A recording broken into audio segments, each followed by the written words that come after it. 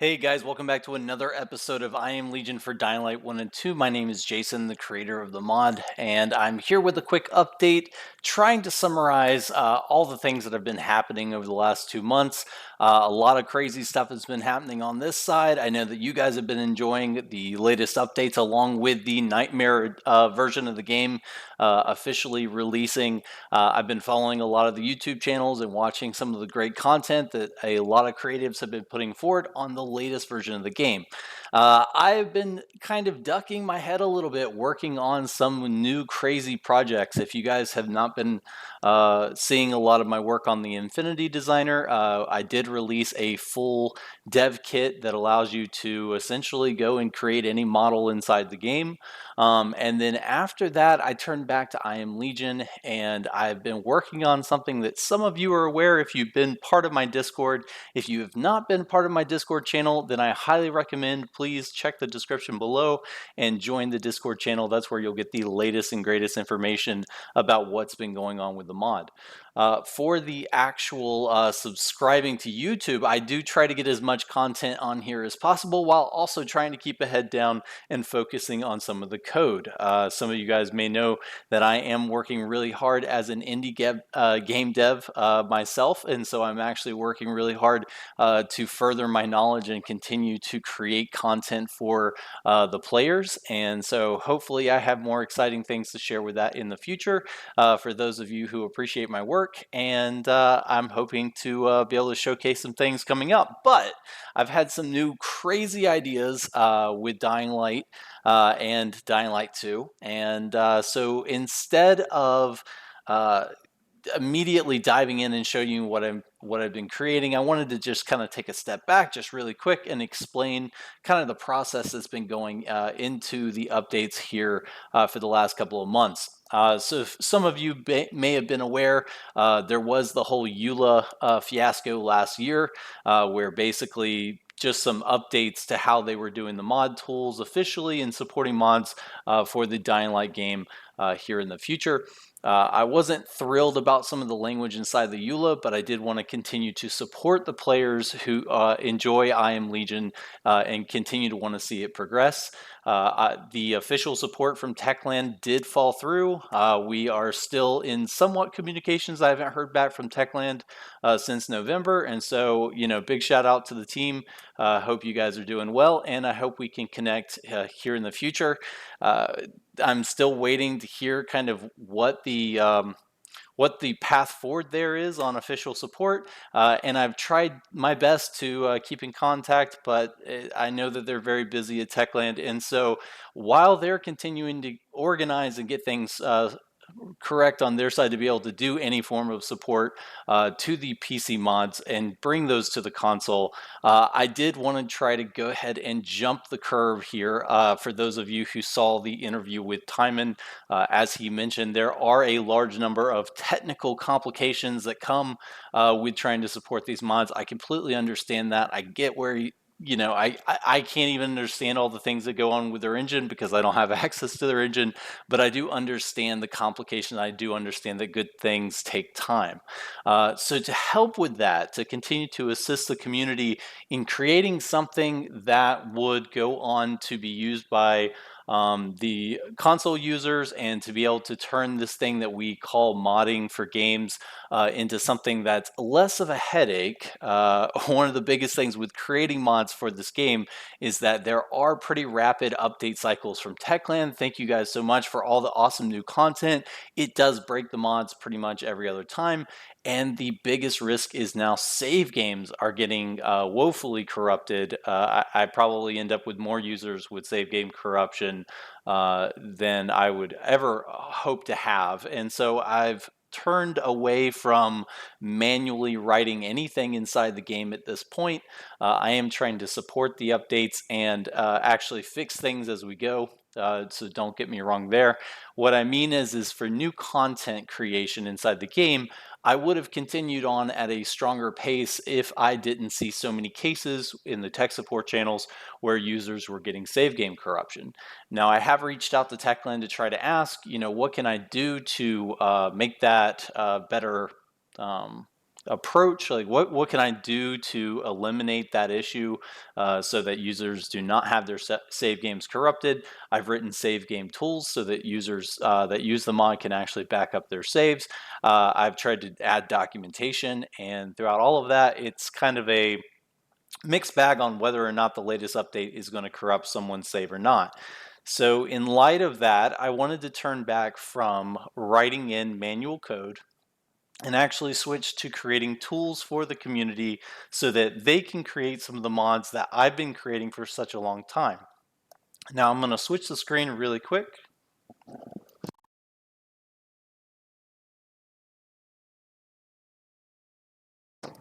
And showcase some of the work that's been going into the latest version of the launcher. So instead of what I've currently got with the current launcher, which was written in Python, I have switched to the Unity engine to try to get in some of the latest and greatest changes in a very large volume of different things that I want to bring to the mod that are not super feasible and easy to do inside of Python. So first is the reactive UI, actually being able to go in here and support so many different users, utilizing these interfaces and being able to dial through the settings. And so I've been slowly working on bringing all of these tools to be more reactive based on your guys' feedback. A large amount of that has also gone into support of different languages. So under settings, it will now have the ability to support many different languages, and with the hope of having actual feedback here in the future and allowing you guys to see those changes. I did notice it looks like something is currently turned off in the background, so you're not able to currently see those language changes, but I assure you that all of the information here will update with the different languages as we change it, along with the ability to scale that UI and make that easier to read for the user. Also, the ability to set that directory, that's always been something that has been a make or break for the mod, and so you have to have that set. So having more tools in place to be able to actually allow you to select those options very quickly and make sure that everything's set up properly is kind of critical. Additionally, I have paired and partnered with Lucas, who is doing a large amount of audio and overhaul work for the Infinity Designer, and I'm going to continue to work with him hopefully here in the future. He's a very talented artist. I will be sending or putting a link to his work in the description below where you can find more of his work, but he's been working on some Dying Light themed music for the project as well. And so to support that, I've also updated it to where you can actually scale the interface and its audio so that you can determine, what you're clicking and the impact that you're making without worrying about too much overhead. So if you want to just listen to the music, you can listen to the music and get rid of all the ticking noises as you use the experience. I do know that some users mentioned that some of the audio was louder previously in the previous versions, so I do apologize that that was the case. So I am trying to work to improve that. On the main landing page, you'll have the ability to now log into the Discord so that you can actually enjoy sharing the content and actually using all of the features of the application paired with the actual information of your Discord, and also being able to hopefully in the future, I'm working on a lot of abilities to share configs, share actual mods, and share content with the other users and be able to browse and pull that information back into the launcher. So that's now getting integrated into the application, along with the ability to detect the latest game version and then a simple support banner. And then from here, you'll be able to launch Dying Light 2. So I have set this back up to where from Unity, you can now launch straight into the game through Steam, and then it will do what it currently does in Python, where it loads the Epic Games launcher if that's selected. So the launcher setting will be tied to the settings here in the future, so you can determine whether you're an Epic user or whether you are a Steam user. For the installer content, I do think that I'm currently getting an error on the back end with some of the other work that I've been doing. And so right now it looks like a lot of my test content is actually getting applied here. So I'll need to check to see why that is the case. But essentially, a large shift will be happening here in the future where it will no longer be the standard installer that you're used to. I'm actually pausing in the process of writing this system to where it will no longer be only the ability to select difficulty, modules, events, pathways, and languages. I'm actually expanding the code and working on a new system that will allow you to directly modify and alter the Dying Light 2 game immediately to the settings and difficulties, many different options across many different scripts to make your playthrough more exciting or randomized based on your settings. So I'm actually working on several modules that will allow you to have more random events inside the game, more chaos, and actually dial down and correct all behavior across the board with the mod, while also making way for several features that will be coming specific to external to the game. And I'll talk a little bit more about that here in a second. With the ability to support future mod tools inside the launcher. So a large number of mod tools will be coming to the launcher and will also be coming as standalone. And then I've also worked to give a big shout out to all my Patreon supporters as well, with finally doing this how I wanted to do. The Patreon version, or I apologize, the Python version was not quite as refined as I would have liked it to be, but same kind of idea that you're able to import or input a key and then unlock the features inside of the launcher. Now, coming up, there will be a lot more features tied to whether or not you're actively supporting the mod so that you are unlocking more content by entering this key. So let's turn back to something that I think you guys will get really excited about. So previously, with the installer, kind of the focus here was selecting the difficulty, and by doing that, you were basically getting the majority of the mod just coming through the difficulty. This took a large amount of time to balance and make sure that things were set up correctly, and as many of you know, it did break over time, and so I did take time to step back when creating this new launcher to say, well, how can we actually go in here and refine this process to make this a little better? So with these new tools that are coming up, essentially you will be able to toggle on and off all aspects of the difficulty as it applies to the different parts of the game. So actually injecting that content here while installing is kind of the key, along with the ability to select options for the modules, for the events, for the pathways, along with things like character selection. I'm also looking at adding an entire spawn tool that allows you to actually re-roll your map and allow you to actually set up very specific amounts of spawns per region of the map. And this can be story driven. This can also be based on randomization. So this next part, as I mentioned, I'll go more into the randomization, but allowing the players to select their companions, decide if they want an active companion throughout the game.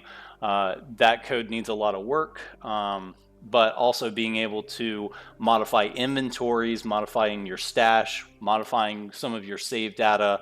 All of those tools are going to start moving into the launcher so that if you have everything unlocked, you can basically create mods, create content, modify every weapon in the game, modify armors, modify anything that you want through this launcher, and then save or share that content with the community. So if you want to make your own version of I Am Legion that builds off some of the features that I like, you can essentially go in here and create your own greatest hits version of the mod that you'll be able to then, enjoy with the updates. So that actually leads us into this next part of the discussion. So I have been working on a new unofficial mod tools for the game to where you will be able to actually modify the game pretty much fully while also not having to worry about updates. So what this looks like is that previously when I was talking about this ability to randomly apply values to the game, I'm also looking at crafting. I'm also looking at events, daily events, and having most of the actual systems inside the game driven by this game engine that I'm writing now. And what that looks like is I'm starting on a database for the actual code base for the game, so that previously when you would go through the different scripts, you would actually load them up and make manual edits to every script. Instead of doing that, what ended up happening is that you would end up with line changes between files with every update. That then, as the mod creator, you would have to go back and actually check every single line to make sure that the data was relevant and still up to date. This is probably the biggest reason that it's time consuming and a huge hassle to keep the mod updated with every single update. So here's a set of tools that I'm working on that will allow you to immediately extract the data from all updates here in the future, unless it's refactored. And that will allow us to then very quickly go in and pull or update the data that we want specific, while also maintaining all of the new updated code without having to actually go in there and update files that we don't want to. So what that looks like is using a new regex template system that I'm creating. So I've created the content or the concept of a container, an XML, a template, and a regex pattern. And what I'm doing here is essentially allowing the code to immediately parse the data that's inside the file, to where normally for the user, when we load a script or we pull up a script, we have to essentially go through every line of that script and kind of guess at what each part of it does, so that we can go in here and manually make changes. So if you want to go in here and make a change to a file, you can do so just by going and changing a value inside the code. Well, instead of doing that manually and having to inject that, this system will extract all of the values on any given file. And once you actually have the value, then you can actually apply things like modifiers, directly modify the value itself, change string values, very close to what I did with the mod config on the previous launcher, where essentially instead of making the user guess at what every value was inside the game, all of that can be parsed, extracted, and set up inside of the launcher itself or the application, so that it presents that information to the end user, so they don't have to have as much knowledge of what they're doing with those files, as much as basically doing what we've been doing for a long time now, which is more guessing at what needs to happen. And instead of having to go in here and edit every single script, you will end up with an interface that will convert these values into very easy to manage, easy to edit drop-down values. That all of this will then be saved to an actual config or to an actual changes file, and then it can be applied at any time to the new updated versions of the game. What this looks like is basically, if you have a comparison between two files, you can run this check, and when you run this check, so for example, if we run this against, we have the, let's go into AI, and we'll go into the damage presets. And then we'll grab the modified version of this inside of my mod. And then we'll run a compare. And basically what that will do is it will immediately extract what has been added, what has been removed, and what's been modified. And then once you actually have that file, it stores that in an actual file. So currently this is kind of early prototyping, where I'm getting ready to expand this more to where it will actually be able to do this per file and store all of these changes over time. But this will essentially allow you in the future to say, okay, I only want to use all of the added lines. I don't want to actually add any of the modified content. What that would do is essentially eliminate all crashes and all save game corruption while also not actually applying the mod. So you could not actually modify anything in the base game, just make sure that all of the files are actually there where there are dependencies. And so what that results in is that once you actually save that file, it can then go in and actually write all of the scripts that are needed with the modifications that were found. So as a new update comes out, you're no longer looking at having to go in there and manually add those new values. Rather, it will be immediately injected into the code. And allow you to basically move much faster on your updates, to where if everybody starts to utilize these tool sets to build out their change lists, instead of doing manual changes, you could actually just say, for every value that is a weapon. So if we go in here and go back to our inventory and say for every value, actually let's head over to the player variables. I know that's a big one with a lot of the modders on the Nexus.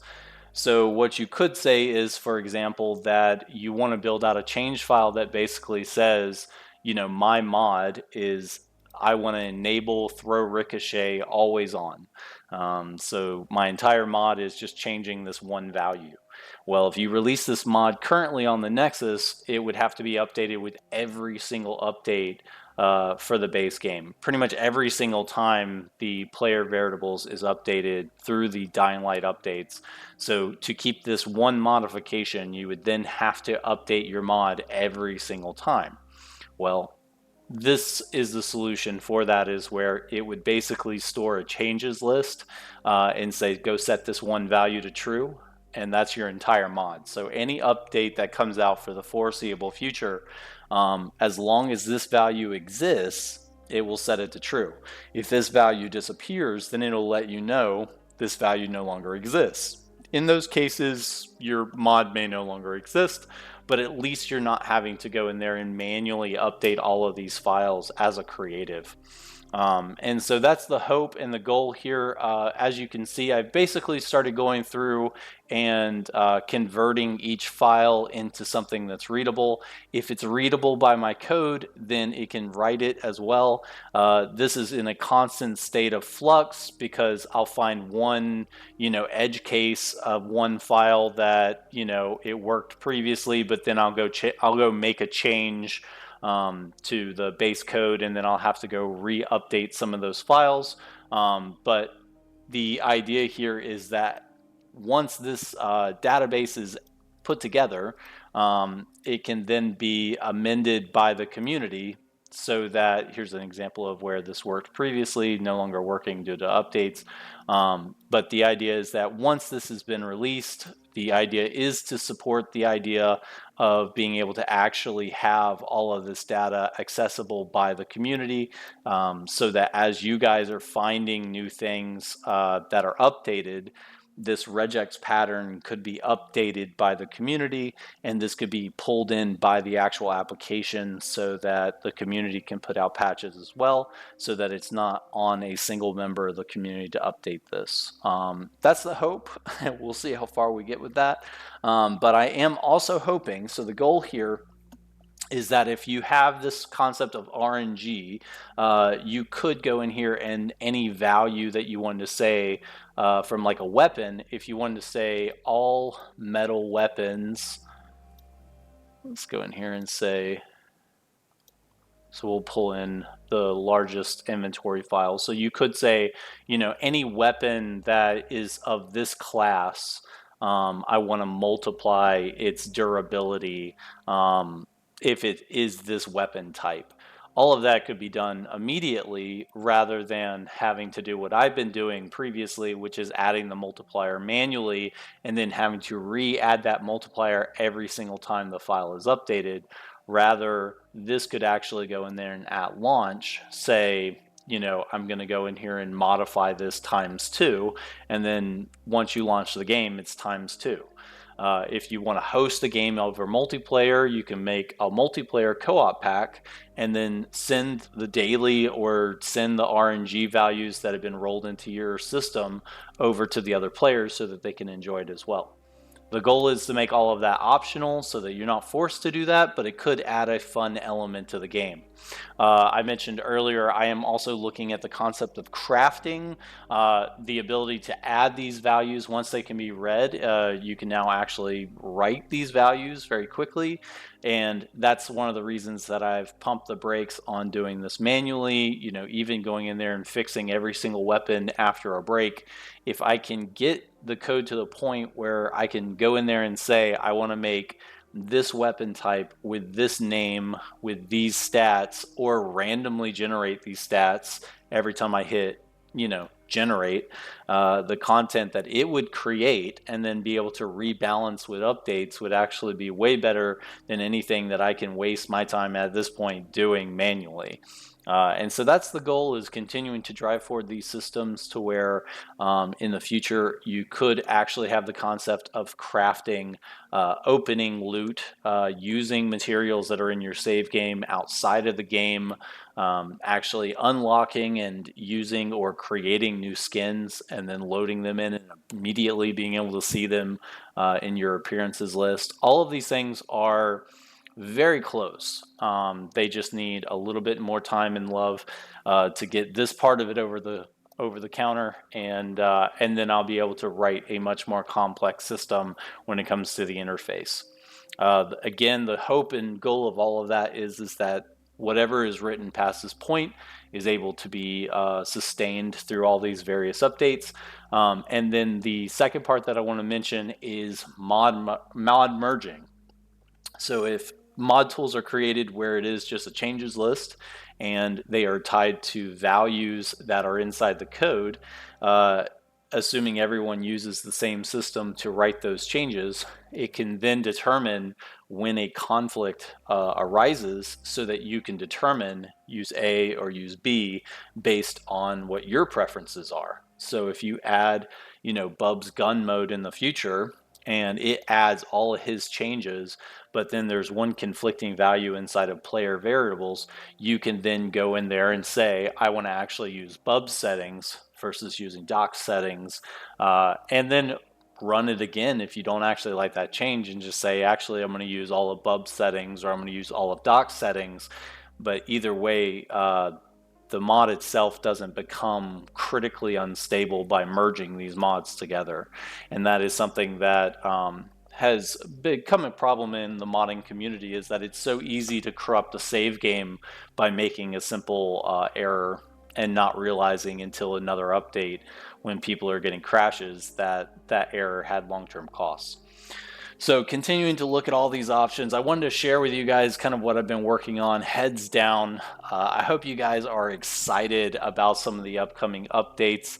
I don't know any estimates on when this will necessarily be ready, as much as I want to make sure that basically that the system is ready for this kind of lift and shift over to you guys, that it's actually going to be stable enough to allow the mod creators to start to create content and release it out. And then also for all of the I Am Legion Reborn users, I want them to be able to get the best version of I Am Legion that's come yet. And I am happy to announce that this system will be coming to the original version of Dying Light 1, and potentially here to Dead Island as well. As these types of systems should be able to stay fairly uniform across games.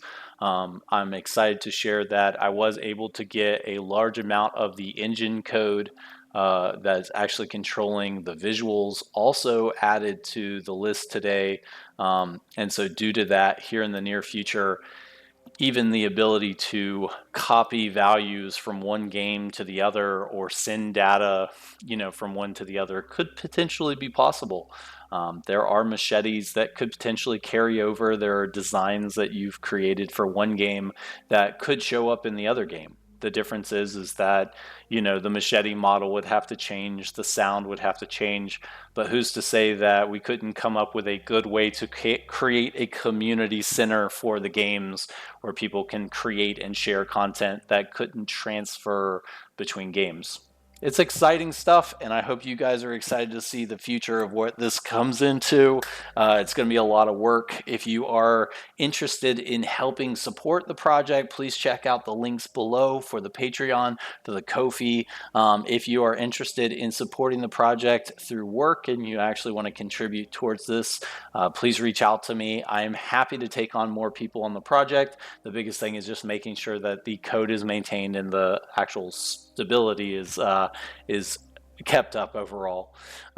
Thank you guys so much for your time. Again, as always, I am sorry for the longer videos. There's just so much to talk about, so little time. And so I hope you guys enjoyed, and I look forward to talking to you guys more next time. Take care. Happy gaming.